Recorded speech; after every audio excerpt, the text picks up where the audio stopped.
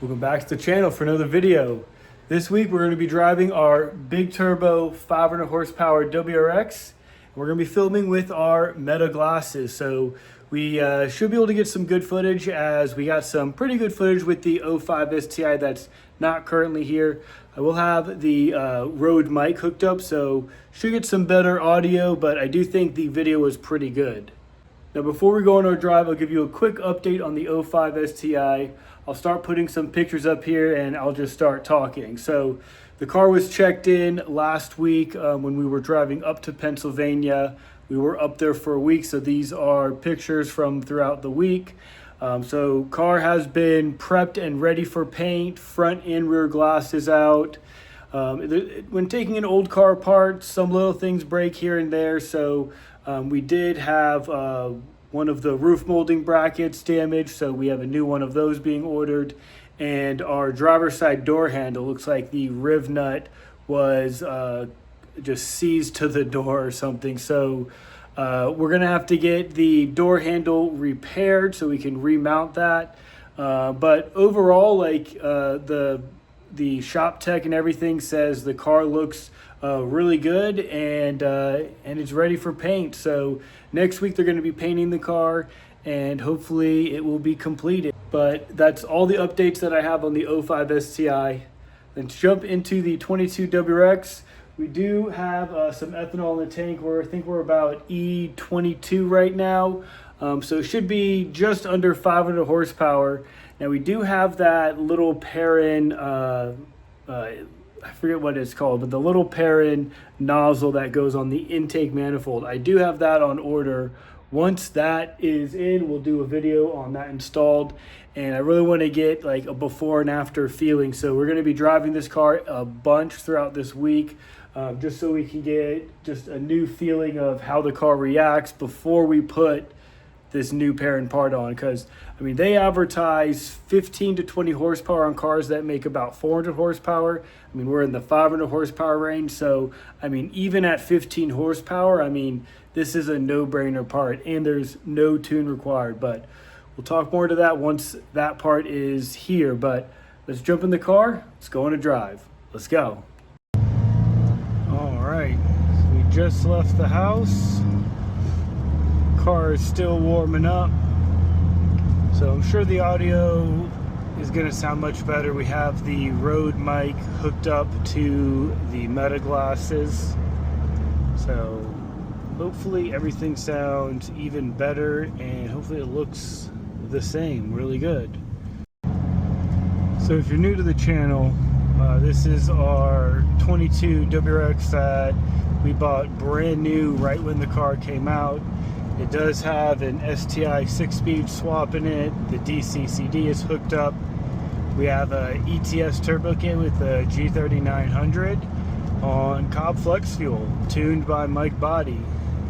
So I mean, she definitely moves, but I'm really excited to get this little Perrin intake nozzle installed. So, I mean, no tune required. It's like 60 bucks, and it's like another 15 horsepower. I mean, and torque. I mean, no brainer if it actually does that, but we will find out on this channel. So definitely subscribe for some more 22 content and 05 STi as well.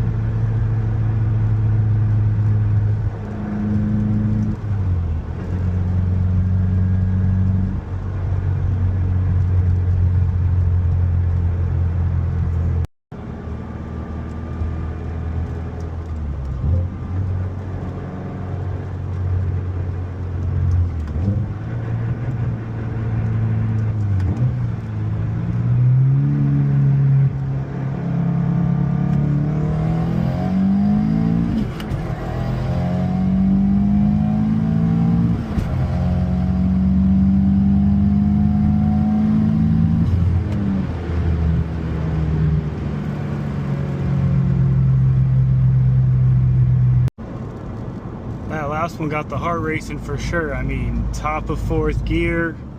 I mean, flat foot shifting from third to fourth. I mean, whew, she was moving. I mean, even after that pull, no feedback knock. We're at 4,300 PSI of fuel pressure. So that's that IG fuel pressure, or IG high pressure fuel pump really working, just force feeding these stock injectors.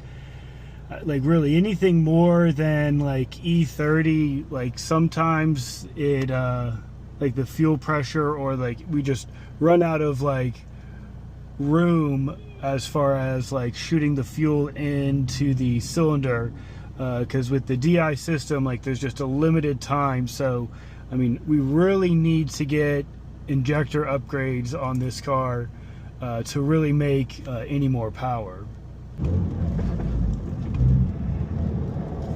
We'll do a little second gear pull.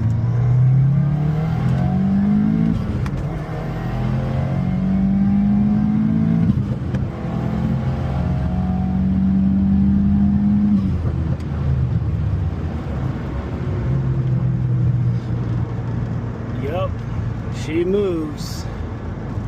She definitely feels faster than the STi. I mean, right when boost hits, I mean, it does take a little bit longer to spool up, but I mean, even just like regular shifting that wasn't like flat foot shifting or anything, I mean, we can rev it all the way out to 7, and we weren't even revving it out. So that's on E22. I mean, she feels good. Zero feedback knock. So I mean, tune is solid. I mean, car feels great. Every time I drive this car, it just amazes me of how basically like simple bolt-ons, like we just slapped a STi trans and a turbo kit on it basically, and it's a stock engine, and it just takes it. See if we can get another one. We'll do like rolling into third.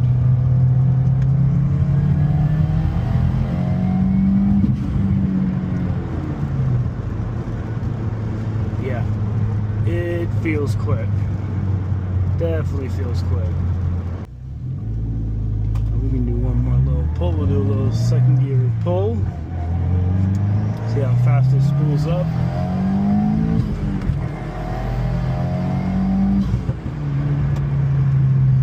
Yeah, it takes a little bit of time to spool up, but right when she spools up, I mean, she moves, and then, I mean, it just stays in boost the whole time.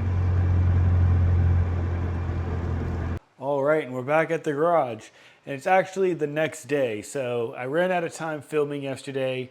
I just had to go home and just hang out with the family the rest of the day. It was just a really nice day outside, so we took advantage of that. So it is the next day, got the car pulled in. It's everything on this car, it just works. So we really haven't had any issues with this car, but I do want to show you one thing that we are going to be fixing in the next episode. So I thought there was some play going on in my seat or something, but we'll end off the video with me showing you what I kind of discovered on our last drive. I think I know what's going on. We'll probably have to take the seat out and tighten some stuff up, but let me flip you guys around. I'll show you what I found after our drive. All right, and if we come over here and we look at our passenger seat, when you try to shake it, I mean, it's solid. Zero issues with our passenger seat. Now, when we go over to our driver's seat and we give this a little wiggle test, it wiggles and it makes a clicking sound. And from when I looked, I don't have a flashlight with me, but we'll go over it in the next episode. But behind here, there is a screw that's actually loose that I can spin with my hand. And I'm guessing that is probably what's going on, but there is some play in the seat. When you're sitting in the seat, the whole thing kind of rocks back a little bit every time you step on the gas and let off. So it's actually super annoying. So definitely going to get the seat taken out. Looks like it's pretty easy, just a couple bolts here, but we'll go over that in the next episode. Again, this is the sound. and the seat has movement. So you can kind of see it moving on camera, but super annoying when you're driving. I promise it's there. We'll go over it in the next episode. But that's all I got for you guys on this one. The drive went great on the WRX. I mean, engine is running perfect. Just got our oil change done on it as well. It's like we have a little creak in our driver's seat that we're going to be diving into next time. And we're just waiting for the STi to be completed over at Superior Collision Center. I'm really not trying to harass them at all, as I do just want that car back perfect.